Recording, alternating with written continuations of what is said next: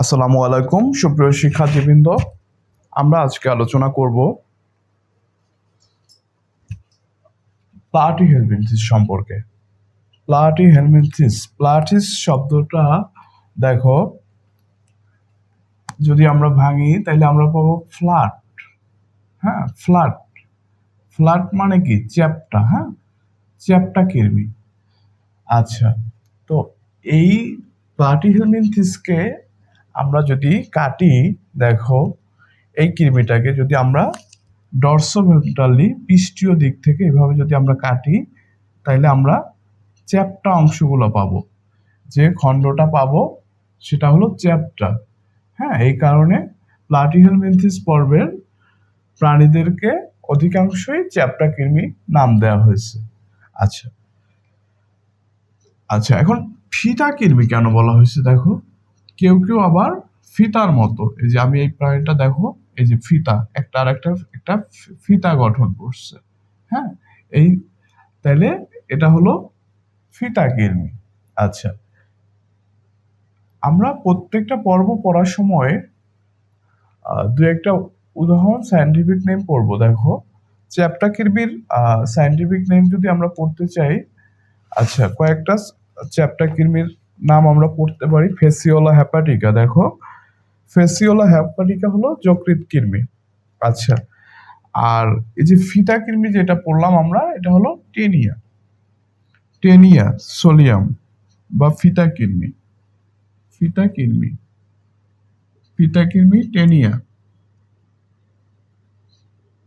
Taenia solium. এবং আরেকটা জিনিস পড়লাম আমরা, ফেসিওলা হ্যাপাটিকা হলো যকৃৎ কৃমি। আচ্ছা, তো এখন দেখো এই কৃমিগুলো আসলে কোথায় থাকে? কৃমিগুলো সাধারণত মানুষ সহ অন্যান্য প্রাণীর অন্তঃপ্রাচীরে অন্ত্রের ভিতরে থাকে। অন্ত্রের ভিতরে এরা পরজীবী হিসেবে থাকে। আচ্ছা, আবার প্লাটিহেলমিনথিস পর্বেরই কোনো কোনো প্রাণী বা কোনো কোনো কৃমি আছে যারা মাটিতে বা পানিতে থাকতে পারে। আচ্ছা, প্রথমে দেখো এই কৃমিগুলো কতটুকু লম্বা হতে পারে। এরকম একটা বইয়ে তোমাদের একটা মেজারমেন্ট দেয়া আছে। দেখো, এটা আণুবীক্ষণিক হতে পারে। এটা আণুবীক্ষণিক থেকে শুরু করে মাইক্রোস্কোপে দেখতে হবে, অথবা এর কত বড় হইতে পারে। দেখো, লম্বায় 30 মিলিমিটার পর্যন্ত, 30 মিটার, হ্যাঁ 30 মিটার পর্যন্ত লম্বা হইতে পারে এই কৃমিগুলো। এই যে এই ফিদা কৃমিটা কিন্তু 30 মিটার পর্যন্ত লম্বা হইতে পারে। আচ্ছা, এখন এই প্লাটিহেলমিনথিস পর্বের একটা গণ আছে, হ্যাঁ, যার নাম হচ্ছে সিস্টোসোমা। গণ মানে স্পিসিস, জেনাস, একটা জেনাস আছে যার নাম সিস্টোসোমা। আচ্ছা, এরা কি করে? শামুক জ্বর বা স্নেল ফিভার তৈরি করে। এই প্রজাতিটা মানুষের শামুক জ্বর তৈরি করতে হবে, মানুষের মধ্যে জ্বর তৈরি করে, যেটা বাহক হিসেবে শামুকের মাধ্যমে ছড়ায়। এই কারণে এটাকে বলা হয়েছে শামুক জ্বর বা স্নেল ফিভার। আচ্ছা, এখন এই যে জ্বরটা, শামুক জ্বরের আরেকটা নাম দেওয়া হয়েছে সিস্টোসোমাসিস, যেহেতু সিস্টোসোমা গণের প্রজাতি শামুক জ্বর ছড়ায়। এই কারণে আমরা এই জ্বরটার নাম আরেকটা নাম বলতে পারি সিস্টোসোমাসিস। আচ্ছা, বৈশিষ্ট্য, আমরা প্লাটিহেলমিনথিস পর্বের বৈশিষ্ট্যে চলে যাই। দেখো, প্রথমে আমরা সংগঠন মাত্রা পরিফেরা নিডারিয়া আমরা শেষ করছি। এখন প্লাটিহেলমিনথিস 3 নাম্বার পর্ব। দেখো, পরিফেরা ছিল কোষীয় সংগঠন মাত্রা, নিডারিয়া ছিল কোষ টিস্যু সংগঠন মাত্রা। এবং এই প্রাণীটায় দেখো, প্রথমে আমরা পেলাম যে কলা এবং অঙ্গ, এদের কি আছে? অঙ্গ আছে, এদের কিন্তু অঙ্গ আছে, রেচন, জনন, হ্যাঁ এরকম কিছু অঙ্গ দেখা যায় এদের। আচ্ছা, এখন প্রতিসাম্য আমরা জানি যে প্রতিসাম্য দেহকে কত মানে দেহ, দেখো আমরা যদি দেখি দ্বিপার্শ্বীয় প্রতিসাম্য, বাইল্যাটারাল সিমেট্রি। এই প্রাণীটাকে যদি আমি কাটি মাঝ বরাবর, তাইলে দুইটা সমান অংশে পাবো, হ্যাঁ, দুই দিকে ডান বামে দুইটা সমান অংশ পাবো। তো এটাই, এই কারণে এরা কেমন প্রতিসাম্য? দ্বিপার্শ্বীয় প্রতিসাম্য। আচ্ছা, এখন দেখো দেহত্বক, দেহের ত্বকটা, এর বাইরের ত্বকটা অনেক সময় সিলিয়া যুক্ত থাকতে পারে, সিলিয়া, এইরকম সিলিয়া থাকতে পারে, হ্যাঁ, সিলিয়া থাকতে পারে। আর কি থাকতে পারে? আচ্ছা, এপিডার্মিস মানে হলো বাইরের স্তর, এই যে বাইরের স্তরের নাম এপিডার্মিস, আর এই এপিডার্মিসটা অনেক সময় এই যে ছোট ছোট সিলিয়া থাকতে পারে। আচ্ছা, আর এটা কিউটিকল থাকে অথবা কিউটিকল, কিউটিকল জিনিসটা হচ্ছে কিউটিন, কিউটিন নামক প্রোটিন, যেটা পিছলা, এর দেহটা এই কারণে পিছলা হয় কিউটিকল থাকার কারণে দেহের মধ্যে, দেহের বহিতলে। আচ্ছা, তারপরে আমরা যদি দেখি সিলম, এদের সিলম, এরা অ্যাসিলোমেট, মানে মানে কি নাই, যাদের সিলম নাই, দেহ গহ্বর পেরিটোনিয়াম পর্দা দ্বারা আবৃত থাকে না, তাদের আমরা বলি সিলম। এরা কিন্তু ত্রিস্তরী প্রাণী, হ্যাঁ, ত্রিস্তরী প্রাণী। এই প্রথম আমরা পাইলাম ত্রিস্তরী প্রাণী, এর আগে নিডারিয়া যারা ছিল তারা কিন্তু দ্বিস্তরী ছিল। আচ্ছা, সিলম অ্যাসিলোমেট মানে দেখো পোস্টিকনালি, তো এটা মাঝখানের স্তর, এন্ডোডার্ম, এবং এই যে দেহ প্রাচীরটা হচ্ছে একটোডার্ম, আর মাঝখানে যে মেজোডার্ম জায়গাটা, এটা এক ধরনের স্পঞ্জি প্যারেনকাইমা টিস্যু বা মেজেনকাইম কোষ দ্বারা পূর্ণ থাকে। এখানে কি থাকে না? পেরিটোনিয়াম পর্দা দ্বারা আবৃত দেহ গহ্বর নাই, এ কারণে এরা কি? অ্যাসিলোমেট। আচ্ছা, এখন এরা যেহেতু মানুষ সহ অন্যান্য প্রাণীর দেহে পরজীবী হিসেবে থাকে, অন্ত্রে থাকে, এরা কি করে? মানুষের দেহে থেকে পরিপাককৃত খাবারটাই এরা গ্রহণ করে, আমাদের অন্ত্রে যে খাবারটা পরিপাক হয় ওইটাও শোষণ করে নেয়, হ্যাঁ। এই কারণে এদের আলাদা করে রক্ত সংবহন তন্ত্র এবং সংবহন তন্ত্র এবং শ্বসন, আচ্ছা ঠিক আছে, শ্বসন, রক্ত সংবহন তন্ত্রের দরকার নাই। আচ্ছা, কেননা এই খাবারটা, ওরা পরিপাকৃত খাবারটাই ওদের দেহে সরাসরি শোষণ করে নেয়, এবং শ্বসন তন্ত্র অনুপস্থিত, শ্বসন তন্ত্র অনুপস্থিত, তাহলে এরা কিভাবে কি বলে অক্সিজেন এবং কার্বন ডাইঅক্সাইড ত্যাগ করে? ব্যাপন প্রক্রিয়া, দেহের প্রাচীরের মাধ্যমে ব্যাপন প্রক্রিয়া ত্যাগ করে। আচ্ছা, তারপরে আমরা যদি দেখি রেচনতন্ত্র, রেচনতন্ত্র কিন্তু অত্যন্ত গুরুত্বপূর্ণ এটার। আচ্ছা, রেচনতন্ত্র আমরা একটু যদি দেখি, এখানে এই যে বাইরের দিকে এই যে দেখানো আছে, এই যে বাইরের প্রাচীরে দেখো চারদিকে রেচনতন্ত্র থাকে, অসংখ্য রেচন নালী এবং নালীর সমন্বয়ে রেচনতন্ত্রটা গঠিত। আচ্ছা, এখন রেচনতন্ত্রে এক ধরনের কোষ থাকে যার নাম শিখা কোষ। শিখা কোথা থেকে আসছে? আগুনের শিখা, হ্যাঁ, আগুনের শিখা, এই যে দেখো আগুনের শিখার মতো, এটা এটা যদি আমরা উল্টাই তাইলে আগুনের শিখার মতো দেখব।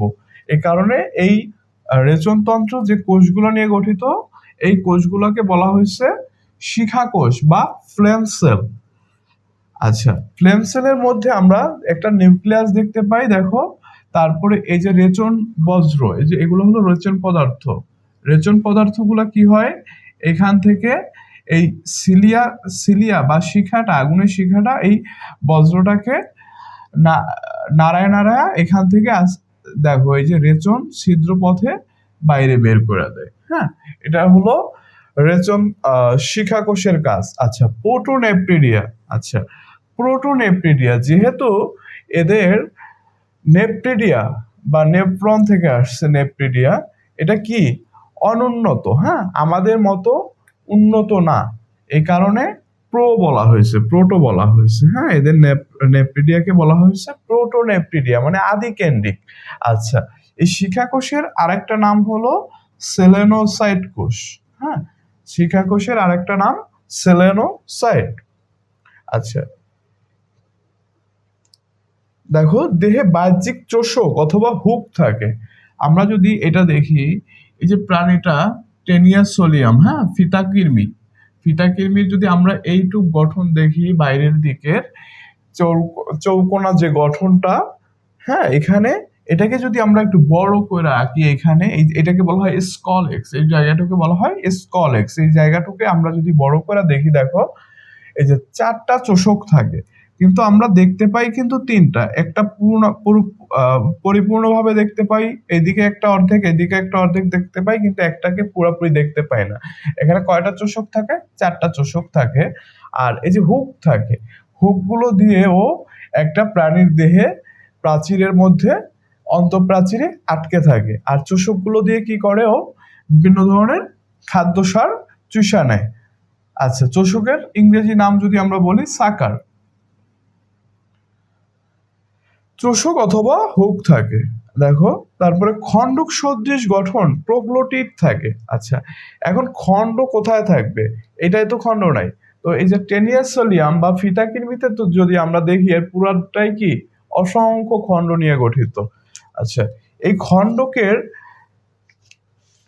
একবারে পিছনের অংশে এগুলো এক একটা প্রোগ্লোটিড। হ্যাঁ, এখন এই প্রোগ্লোটিড গুলো যখন নিষিক্ত ডিমে পূর্ণ থাকে, হ্যাঁ নিষিক্ত ডিমে পূর্ণ থাকে, তখন হয় কি এই প্রোগ্লোটিড গুলো দেহ থেকে খসে পড়ে। হ্যাঁ, ওর দেহ থেকে প্রোগ্লোটিড গুলো যখন ডিমে পূর্ণ থাকে তখন খসে পড়ার পরে কি হয় দেখো, এগুলা মানুষের মলের সাহায্যে বাইরে বের হয়ে যায়। বের হয়ে গিয়ে এরা কিন্তু কি করতে পারে, এরা বাইরে এই যে ডিম্বাণুটা ত্যাগ করতে পারে, এবং তারপরে এরা বংশ বিস্তার করতে পারে। হ্যাঁ, তাহলে প্রোগ্লোটিড জিনিসটা কি? খণ্ডক সদৃশ গঠন। এই যে ফিতা কৃমির যে খণ্ডক সদৃশ গঠন, এগুলো হলো প্রোগ্লোটিড। প্রোগ্লোটিড গুলো কি করে? ডিমে পূর্ণ থাকে, নিষিক্ত ডিমে পরিপূর্ণ থাকে। প্রোগ্লোটিড গুলো নিষিক্ত ডিমে পরিপূর্ণ থাকে, এবং এরা কি হয়? খসে পড়ে। হ্যাঁ, দেহ থেকে খসে পড়ে, তারপরে প্রাণীর মলের মাধ্যমে বাইরে নিষ্কাশিত হয়। হ্যাঁ, এভাবেই ওরা ডিমগুলো বাইরে চলে যায়। আচ্ছা, তারপরে আমরা প্রোগ্লোটিড পড়লাম। তারপরে দেখো অনুদৈর্ঘ্য স্নায়ুরজ্জু নিয়ে গঠিত স্নায়ুতন্ত্র। আচ্ছা, অনুদৈর্ঘ্য স্নায়ুরজ্জু, এই যে দেখো, এই যে স্নায়ুরজ্জুটা অনুদৈর্ঘ্য বরাবর মুখ থেকে লেজ পর্যন্ত, এটাও মুখ থেকে লেজ পর্যন্ত স্নায়ুরজ্জুটা। তাইলে এটা হলো অনুদৈর্ঘ্য। স্নায়ুরজ্জুটা কেমন? অনুদৈর্ঘ্য এবং মই সদৃশ। আচ্ছা, আমরা যদি কল্পনা করি এরকম মই হয় না, এই দুইটার মাঝখানে যদি আমরা এরকম, হ্যাঁ মই সদৃশ, এই কারণে বলা হয়েছে স্নায়ুতন্ত্র কেমন? মই সদৃশ, মইয়ের মতো। আচ্ছা, গ্যাংলিয়া থাকে। আচ্ছা দেখো, এই যে মস্তিষ্কের এদিকে আইসা স্নায়ুতন্ত্রগুলো কি গঠন করছে? গ্যাংলিয়া। হ্যাঁ, গ্যাংলিয়া গঠন করছে। আচ্ছা, এরা উভলিঙ্গ।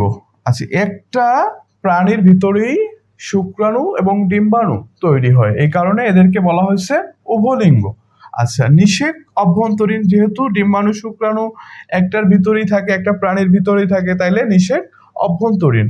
আচ্ছা, এবং পরিস্ফুটন প্রত্যক্ষ হইতে পারে, পরোক্ষও হইতে পারে। আচ্ছা, এখন লার্ভা দেখো, লার্ভার ভিতরে আমি একটা লার্ভা এখানে আঁকছি, মিরাসিডিয়াম লার্ভা। এটা হলো মিরাসিডিয়াম লার্ভা। আচ্ছা, মিরাসিডিয়াম লার্ভাটা এমন, এটা দেখে আমরা বুঝতে পারতেছি যে এটা ফেসিওলা হ্যাপাটিকা বা যকৃৎ কৃমির লার্ভা। হ্যাঁ, তো এটা একটা লার্ভা, এটা কাদের থাকে? ফেসিওলা হ্যাপাটিকা বা যকৃৎ কৃমিতে এই লার্ভাটা থাকে। আরো কিছু লার্ভা আছে, দেখো রেডিয়ার লার্ভাটা হলো যে লার্ভা মানে রেডিয়াস বরাবর থাকে, মানে কাটা যায় এমন, সার্কারিয়া। তারপরে স্পোর আছে যে লার্ভার মধ্যে। তারপরে সার্কাস, মানে লেজ আছে যে লার্ভায়। আচ্ছা, এতটুকু জানলেই চলবে প্লাটিহেলমিনথিস থেকে। Thank you.